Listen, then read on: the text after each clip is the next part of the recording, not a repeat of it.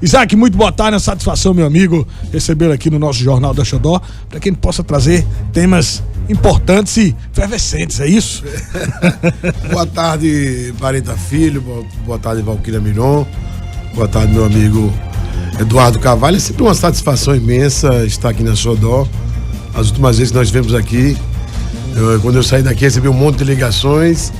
Rapaz, pegou fogo lá o programa. Eu digo, a turma lá que gosta do pinga-fogo. Eu até gosto de esfriar, mas Eduardo fica jogando umas pimentinhas. Joga. Se depender dele, tem jeito. E Bareta Filho também toca fogo mais ainda. Eu fico lá no meio dessa confusão, mas vou soltando o verbo e aí a gente vai sendo sincero. Eu gosto muito de dizer que as entrevistas é o momento da gente revelar o que a gente pensa. Então jamais viria uma entrevista para falar aquilo que eu não acredito. Certo. Acho que não vale a pena, acho que é uma perda de tempo.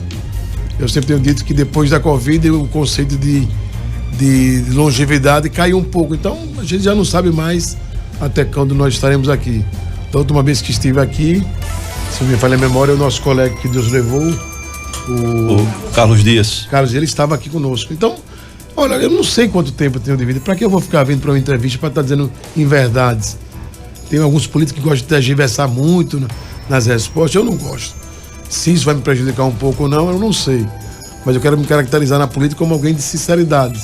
Quando não puder responder, eu digo, olha, esse assunto não gostaria de tocar hoje. Então eu estou aqui de alma aberta para poder conversar com todos vocês. Com firmeza e com opinião, né? É isso, eu acho que vale a pena. Isso é muito importante. Olha, e sessão especial hoje na Câmara, né? Com relação aí ao nosso Dia do Servidor Público, né? E eu já começo perguntando, tem o que comemorar, não?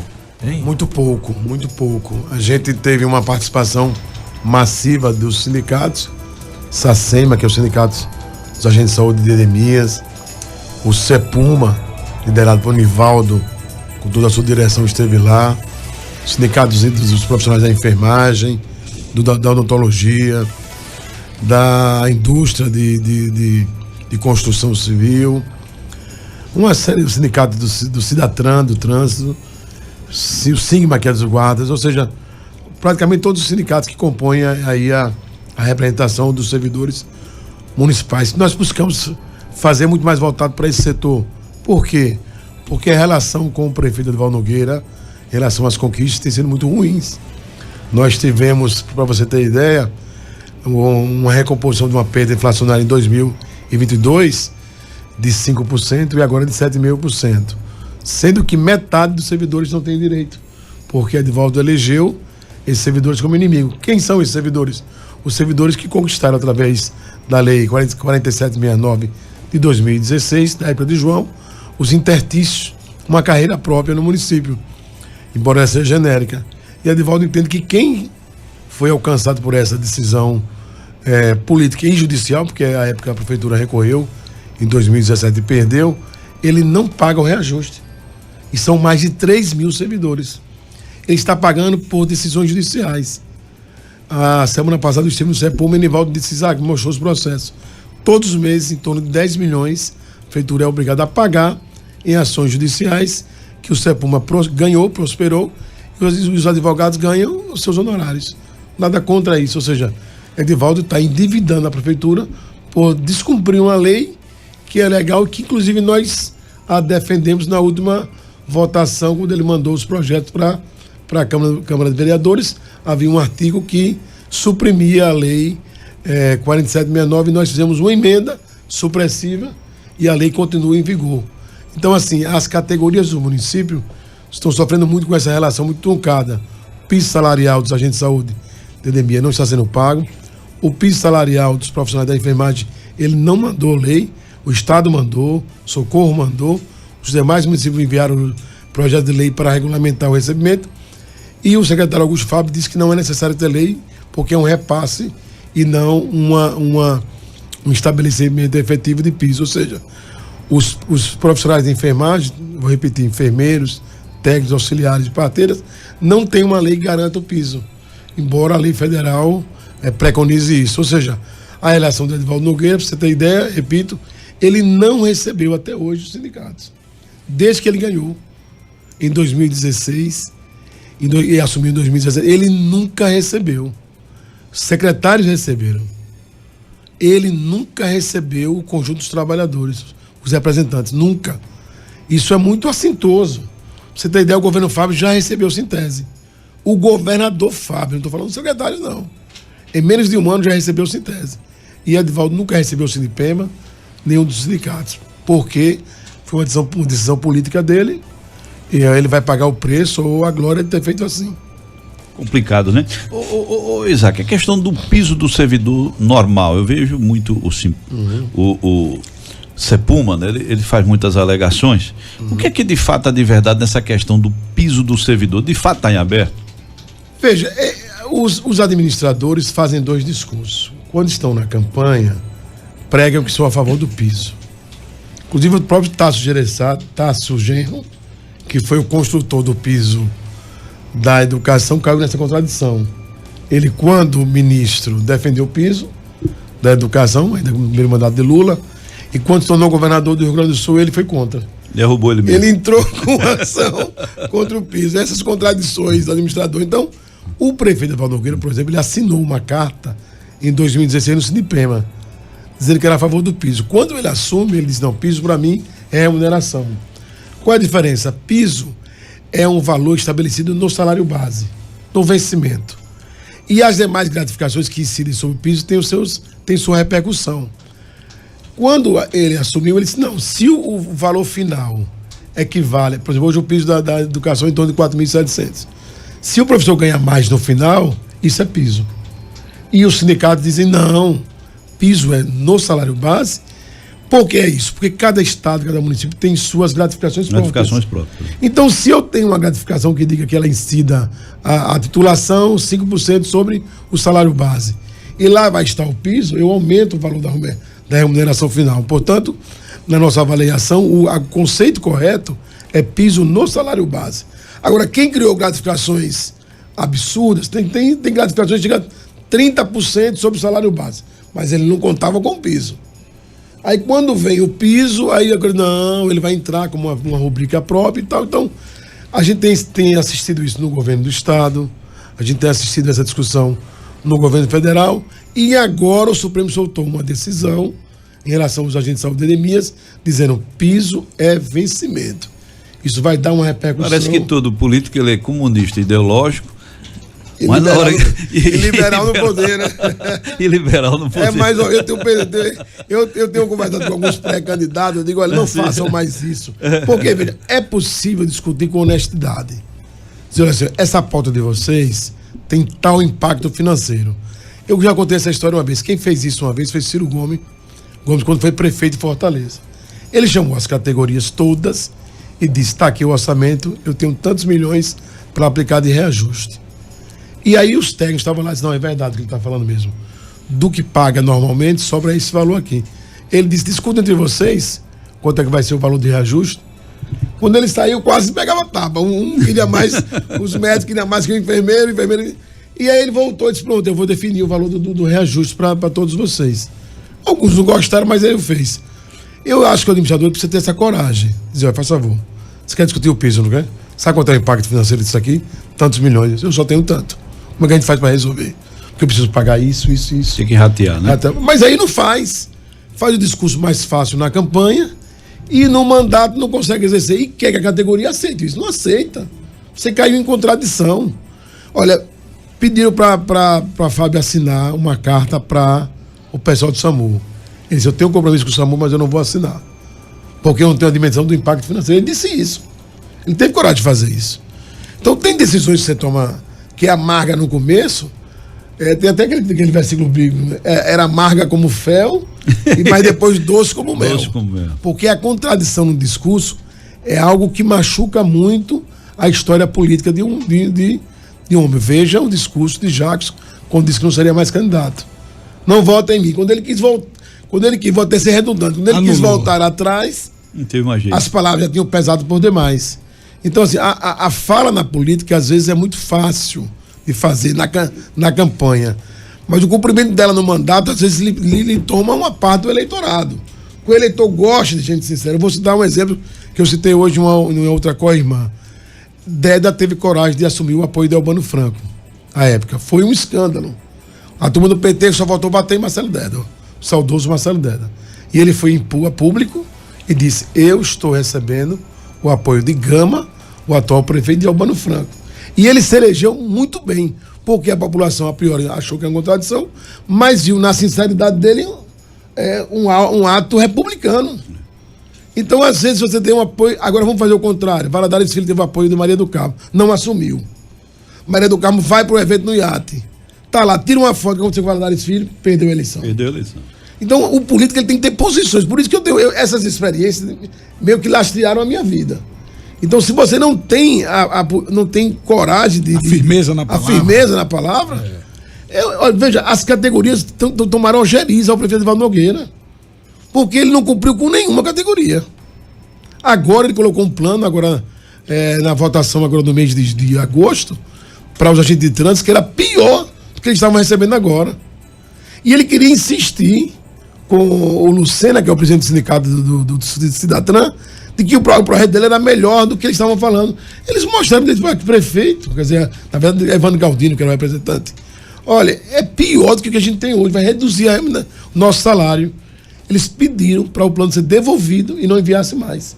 Choraram à frente da Câmara para que o plano que o Edivaldo mandou de restauração da carreira deles fosse rejeitado pela Câmara.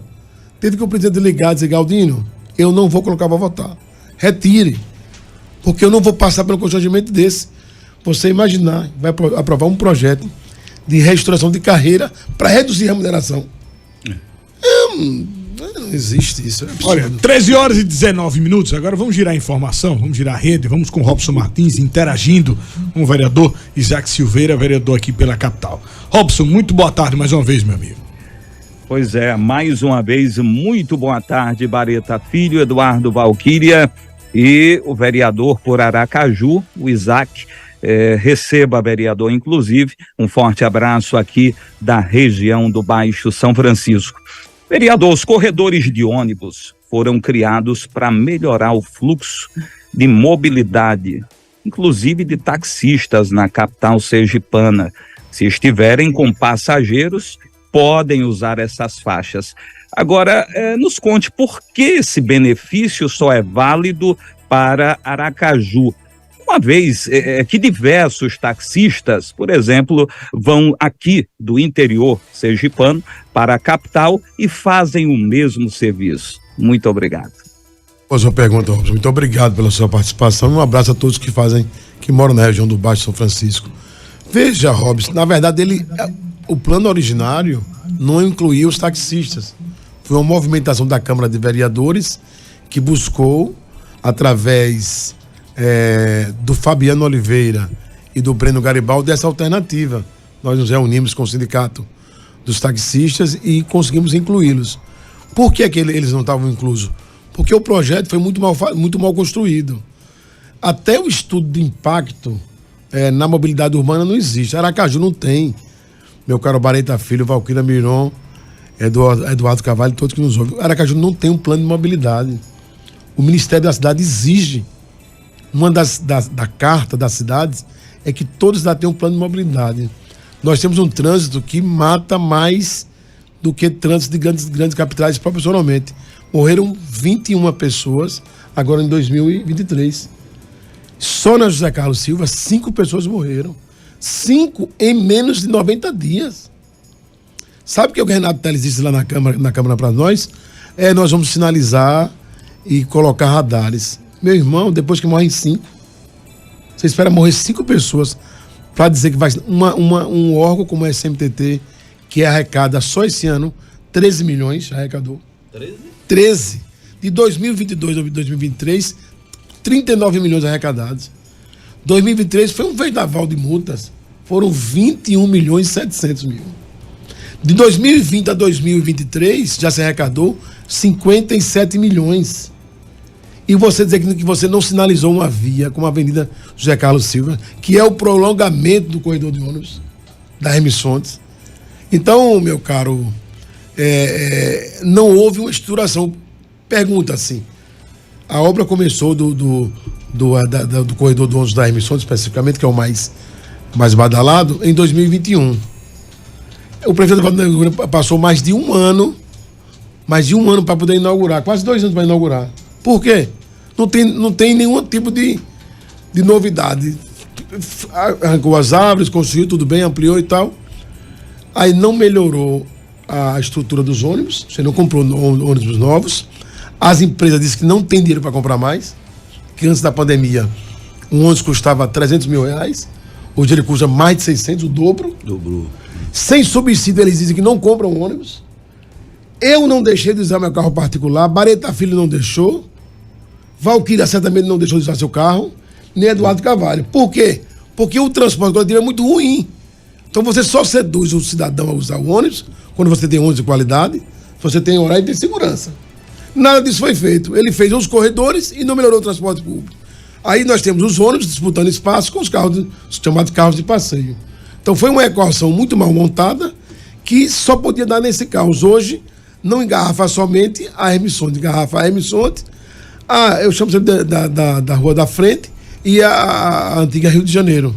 Ou seja, nós temos engarrafamento no horário de pico em todas as vias que deveria ser de fluidez do trânsito de Aracaju. Portanto, vocês não estão inclusos, os taxistas do interior, poderiam estar, porque a lei permite que eles tragam pessoas do interior para a capital, não permite pegar daqui e levar, mas permite trazer.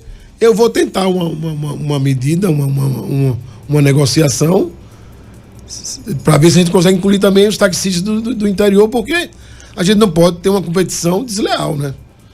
Todo mundo merece ganhar o seu ganha-pão e eu não vejo nenhum problema dos táxis do interior devidamente sinalizados e com o passageiro poder também usar os corredores de ônibus de Aracaju. Eles trazem pessoas que vêm para os hospitais.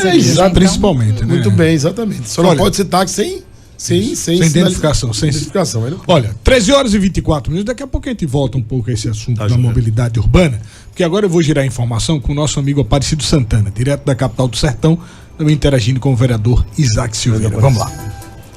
Uma excelente tarde para todos que nos acompanham, o vereador Isaac. A minha pergunta é sobre um tema que está sendo bastante discutido ultimamente, que é essa queda nos recursos do FPM. Eu queria saber do vereador Isaac como o parlamento, né, nesse momento, pode entrar nesse debate, propor ideias, né, para os municípios se organizarem diante aí dessa queda brusca de FPM que todos os prefeitos estão reclamando. Veja, o nosso pacto federativo, ele já aponta alguns tipos de dificuldades, né? A gente tem lastros para construir o fundo de participação dos municípios que já deveriam ter sido alterados. Por exemplo, você não pode levar em consideração somente o quantitativo da população. Você tem que levar, por exemplo, em consideração também a renda per capita de uma população. Você imagina um município pobre que por conta da pobreza alguns migraram para outras cidades, especialmente para as capitais, e você estabelecer sobre esse município pobre uma redução do fundo de participação do município. Você vai piorar a pobreza, você vai aguçar a pobreza. Então, acho que os deputados federais e senadores precisam ter um olhar mais ampliado. Talvez o IDH seja um elemento que possa ser muito bem vetor das condicionais para o recebimento do fundo de participação. Que o que eu entendo é que você deve dar mais a quem mais precisa. Então você tem uma cidade média que você tem uma presença substancial de indústrias. Os tributos pagos pelas indústrias são suficientes para manter aquela cidade. Fazem a compensação. Então eu acho que o passado deve servir para nós como lastro de segurança sobre aquilo que está dando certo. Aquilo que não está dando certo, não. Porque a União tem... A União é a grande arrecadadora. E é quem tem dinheiro, efetivamente. Você pode olhar os programas do governo federal, não faltam dinheiro. Claro que há uma discussão se nós vamos fechar o orçamento. Eu não conheço país do mundo que fez exatamente o orçamento, receita e despesa. Um dos países do mundo que mais deve é os Estados Unidos. Mas ele tem uma arrecadação tão substancial que ele vai rolando as dívidas. Os grandes grupos econômicos trabalham com grandes dívidas. É porque o processo comum entender isso não é muito fácil. Todo respeito. Então, veja, a gente precisa incentivar os municípios mais pobres a terem recursos. Então, o SPM precisa ampliar seu lastro de possibilidade, não só pela questão do levantamento do IBGE, né, quantitativo de habitantes, mas também o IDH e outros elementos que possam minimizar, porque não tem prefeito nenhum que vá aceitar reduzir recursos. Porque você não reduziu despesas. Mas eu tenho a impressão que o perfil de Lula não é esse. Me parece que está sendo construída uma alternativa para que não haja uma perda tão substancial, porque eu soube que teve municípios que chegou a ponto de perder 25%. Isso aí é você colocar uma gestão em risco. Como é que paga a máquina pública? Aqui em Sergipe já tem municípios com 30% menos. Você vai gerar um... Como é que vai pagar? Daqui a pouco vem um processo aí de demissão involuntária. Olha, eu não tenho condições de pagar a máquina. Porque quem é que emprega em alguns municípios? A prefeitura. Todo mundo sabe disso. Tem municípios pobres que não tem comércio. Uma agricultura familiar. Se você demite servidor, amigo, você estabelece a pobreza. Por isso que, olha, tem coisa. A China precisa ter muito bem estudada. Eles trabalham muito para não ter mão de obra ociosa. E eles chegam a um ponto de construir obras que vá servir para o futuro em décadas. Mas por que ele faz isso? Para girar a economia. E algumas pessoas não têm essa compreensão. Quando eu vejo alguém falar sobre o mal do Bolsa Família, eu falei, rapaz, que essa pessoa perdeu a aula de sociologia. Com todo respeito. Porque quando o Estado coloca dinheiro na mão de pobre, pobre gira dinheiro. Pobre consome, pobre não põe na poupança. Quem põe em poupança em ações e nada contra é a classe média e os ricos. Pobre recebeu R$600, fora aquele que tem desvio padrão, um viciado ou coisa parecida, ele vai comprar arroz, feijão, carne, e isso movimenta a economia. E aí uma parte disso volta para o Estado. Isaac volta todo? Claro que não. Mas você está mantendo a sociedade girando para que a fome não seja o único elemento que graceje naquele povoado ou naquela sociedade. Então, é um equívoco. Se alguém quer falar do Bolsa Família, por exemplo, desses programas sociais, precisa ir na Holanda. Na Holanda, eles pagam o seguro-desemprego o tempo que o cidadão estiver desempregado. Eles ficam oferecendo a oportunidade de empregos. Se você rejeitar 3 vezes, eles podem suspender. Mas eles pagam, era $800 para cada cidadão que estivesse desempregado. Por quê? Porque o desemprego e a miséria causam muito mais males do que os custos que eles estavam tendo com o financiamento das famílias desempregadas. Eles já saíram dessa crise, foi aquela crise ali de 2021, mais ou menos. Então, assim, a gente precisa entender que quando o Estado entra com aporte financeiro e faz aqueles cálculos, o déficit no orçamento vai ser de tantos milhões. Nós temos um déficit substancial no orçamento porque a gente paga uma taxa de juros muito alta. Nós somos um país que estamos emergido dentro de uma ciranda financeira que a gente não consegue se livrar. Quanto é a taxa de juros que nós pagamos dos cartões de crédito? 175%. Isso é razoável? Aí você fala, não, mas é no mundo todo. Não é no mundo todo, não. O Brasil está entre os 2 países que mais cobra a taxa de juros. E nós pagamos uma das maiores taxas de juros também para os investimentos do título público. Tem um monte de gente não querendo mais investir em nada, vender as coisas para comprar títulos. E as dívidas que nós temos com o setor privado cobram um juros ainda mais alto. Então a gente está numa ciranda financeira que não consegue se desvencilhar. E aqueles que, me perdoem a sinceridade, que são reducionistas, só vê a queda na arrecadação e o aumento do déficit no setor que é do acudimento, que é onde o Estado vai acudir os que mais precisam. Os mais fragilizados. É um enviesamento Isaac, terrível. Em relação ao PDT, você está no PDT, que é o partido também do vice-governador Zezinho, doutor Luiz Roberto. Sim. E a sua relação com o governador me parece uma relação boa, amistosa É verdade. Você vai para o União Brasil porque o União Brasil parece que vai lá e Andra. Se for para o PT, vai ficar com Eliane Aquino. Mas pode fazer chapa também com o PDT. A gente ouve de tudo, viu? O PSD vem com Catarina e parece que quer colocar o doutor Luiz Roberto, mas o doutor Luiz Roberto é o candidato do prefeito. Vai ficar com a Emília Corrêa na oposição? É um sarapatel de puro. É verdade. Olha, veja, primeiro a gente entender o seguinte: a nova legislação, né, não é tão nova, mas eleitoral, ela está desconstruindo uma parte do discurso que se fazia no passado. Tem muitos partidos que queriam ter os candidatos mais fortes para dentro das composições de coligações eleger os seus. Hoje, partidos de chamada esquerda, que defendia a participação popular e democrática, não defendem mais. Hoje estão se aquartelando. Então, o político maior de plantão escolhe os vereadores que eleger, os proporcionais. Então, se Isaac vai para um partido e ele tem a possibilidade de se reeleger, alguns partidos não querem. Não, mas ele é uma pessoa correta, ou ela é uma pessoa correta, se fecha. Isso é um reducionismo, uma mediocridade, me permite a palavra, tamanha.